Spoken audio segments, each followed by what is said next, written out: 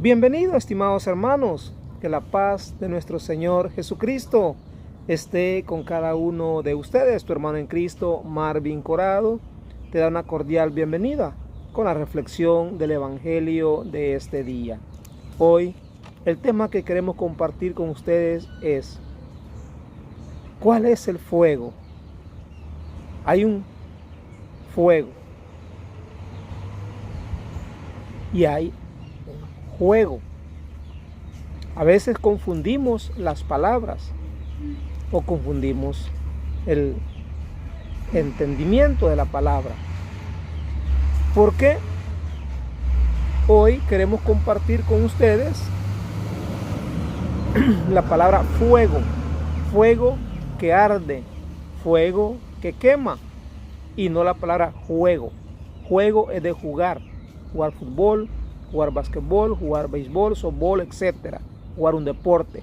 Pero queremos compartir el tema sobre el juego del Espíritu Santo, porque este tema de ahora está bastante complicado para entenderlo. Se necesita un poco de conocimiento de Dios, conocimiento espiritual, pero también un poco de conocimiento bíblico. ¿Qué significa lo que Cristo quiso decir en aquel tiempo? Hoy vamos a ubicarnos en el capítulo 12 de San Lucas, en los versículos del 49 en adelante, verso 49 en adelante. En el nombre del Padre, y del Hijo, y del Espíritu Santo. Amén. En aquel tiempo Jesús dijo a sus discípulos: vine a traer fuego a la tierra, y cómo desearía que ya estuviera ardiendo. Tengo que pasar por un bautismo, y qué angustia siento hasta que esto se haya cumplido. ¿Piensan que vine a traer paz a la tierra? No he venido a traer la paz, sino la división. En adelante, en una familia de 5 habrá división: 3 contra 2, 2 contra 3. Se opondrán padre a hijo, e hijo a padre, madre a hija, e hija a madre, suegra a nuera, y nuera a suegra. Palabra del Señor. Gloria a ti, Señor Jesús. Queremos ir entendiendo. Siempre a disculpar que los rayos del sol me van a quemar más los rayos del pelo. Este tema hay que ponerle mucho entendimiento. Te pido de favor que, si es posible, comparta este video y tú también le pongas mucha atención, porque a veces este tipo de evangelios así cuesta comprender el significado de qué se trata. Jesucristo comienza a decirle a sus discípulos que Él ha venido a traer fuego. Oiga, ha venido a traer fuego. Y cómo desearía que ya estuviera, dice, ardiendo el fuego. Pero, ojo, aquí comenzamos ya lo que es el debate, el discernimiento. No se trata de un fuego de horno, fuego de hornilla, fuego de fósforo con leña, fósforo con gas, papel, etc. No ese fuego que se utiliza para quemar basura, para cocinar. Jesucristo se refería al fuego del Espíritu Santo, que ardiera en los corazones de las personas. Pero muchos no comprenden esa frase que estamos hablando, ¿verdad? Él dice: vine a traer fuego a la tierra, y cómo desearía que ya estuviera ardiendo. Pero el fuego del Espíritu Santo no iba a arder en los corazones de las personas hasta que se cumpliera Pentecostés. Si usted se recuerda, el día de Pentecostés, todos los discípulos, todos los apóstoles, todos los seguidores del Señor estaban encerrados por miedo a los judíos, por miedo en el aspecto físico, de arrestarlos, de apresarlos, incluso de matarlos crucificados también. Pero guardaban lo que Jesús les había dicho, que no se ausentaran de Jerusalén, que se mantuvieran unidos, unánimes, en oración, en compañía de algunas mujeres. También habían discípulas, hembras, y entre ellas estaba la Santísima Virgen María.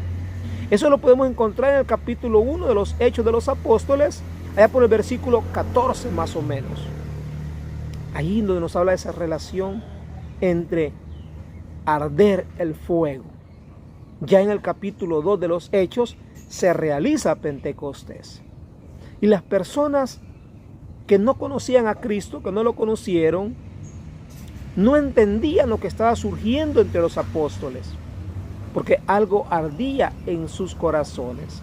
Hablaban en lenguas, otras lenguas que no eran las judías, otras lenguas que no eran las nativas, porque habían personas de distintas partes del mundo en esa fiesta de Pentecostés, y todos se entendían, aunque no hablaban el mismo lenguaje.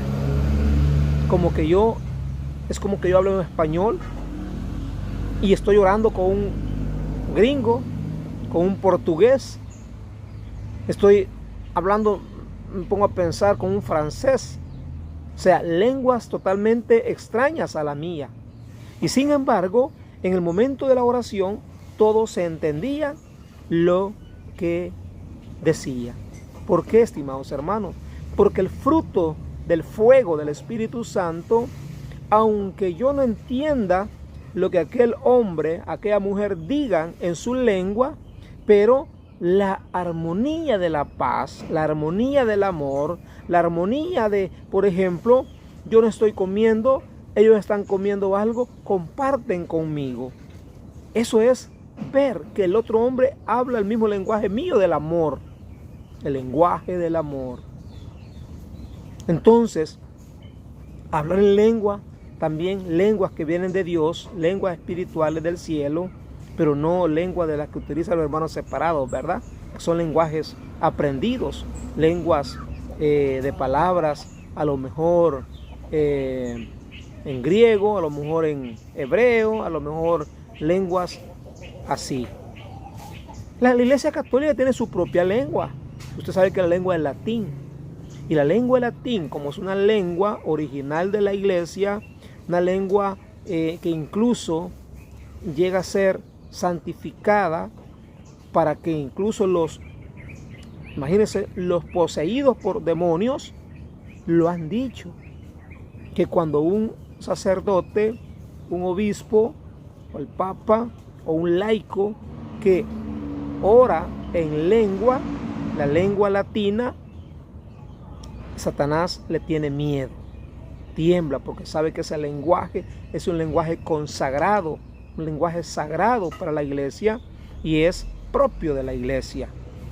Yo les pudiera a ustedes hablar unas que otras palabras en latín acá, y ustedes van a decir, el hermano Marvin se encendió con el fuego del Espíritu Santo, pero en realidad es la lengua del latín, no es la lengua que utiliza Dios en algunas pocas raras personas para comunicarle algo.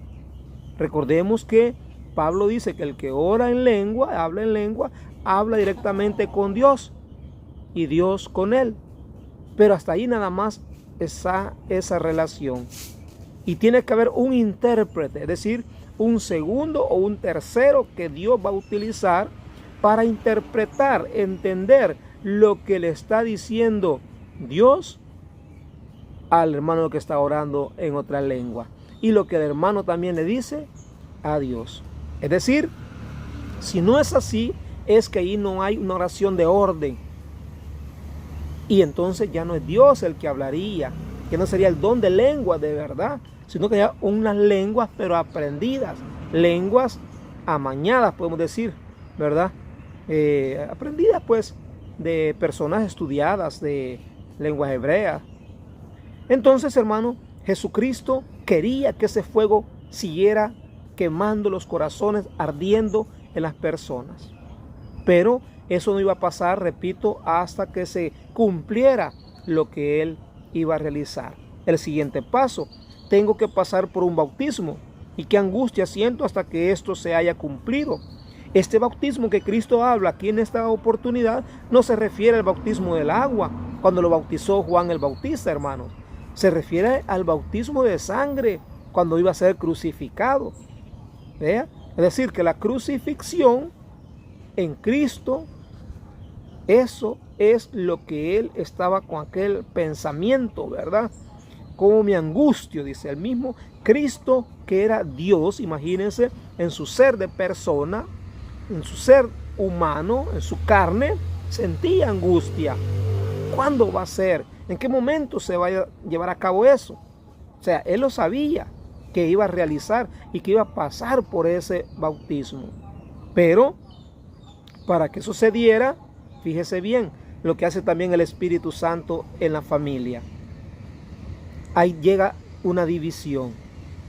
No una división que venga dada por Dios, sino que la división se da en la medida de que de 5 personas, dice acá, 2 buscan a Dios, 2 se entregan a servirle a Dios y 3 no. Y esas 3 nunca van a entender o comprender lo que aquellas 2 hacen en la iglesia. ¿Por qué van a la iglesia? ¿Por qué dejan sola la casa? ¿Por qué dejan sola la familia y ellos se van? Porque cuando uno ha conocido a Dios, sabe de que el primer lugar en su corazón, en mi corazón, tiene que ser Dios, tiene que ser la iglesia, el pueblo de Dios. Y mi familia, como no quiere entender, no quiere comprender eso, lo que hace es meter en contienda, meter pleito, meter diferencias y termina en división. Oye, hermano, qué tremendo es ver esto. Ancianas, hermanas viejitas de estar en la iglesia, cuando una hija o un hijo se va para la iglesia protestante, se acompaña con un evangélico, con un protestante, es un gran problema, tremendo, porque esa hija o hijo que es querido por la mamá, pero se va a convertir en su peor enemigo, porque ya le van a meter un virus, un chip satánico de división, que incluso, ¿cree usted que Dios es a través del Espíritu Santo hablando en un hijo que reprende a la mamá, que evangeliza a la mamá, que le dice: mamá, usted no está haciendo nada, mamá, conviértase a Dios, mamá, deje de estar en la idolatría? Un hijo que tal vez tiene 15, 20 años, la mamá tiene 60, 70 años de vida, le quiere enseñar a la mamá.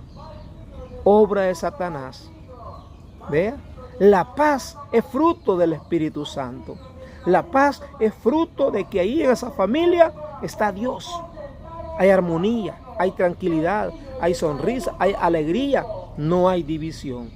Pero, repito, cuando Dios llega a esa familia, pero no todos aceptan a Cristo, no todos están sirviéndole a Dios, ahí está la diferencia. En adelante, en una familia de 5 habrá división entre 3 contra 2, 2 contra 3.